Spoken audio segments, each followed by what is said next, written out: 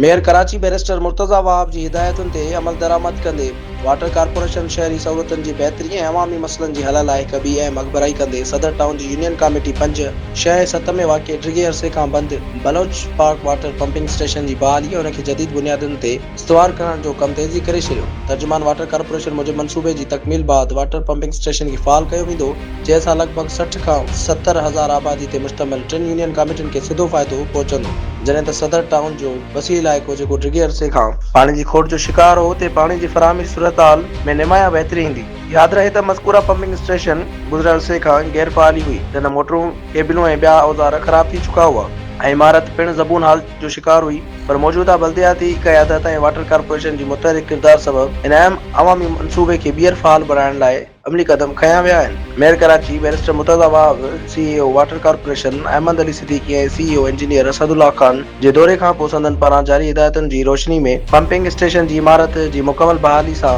गॾोगॾु मशीनरी जी बहाली जो कम तेज़ी सां जारी आहे। शहरी हल्कनि हिन क़दम खे साराहींदे हिन शहर में बहितरी ऐं तरक़ी ॾांहुं हिकु मुस्बत क़दम क़रार ॾिनो आहे।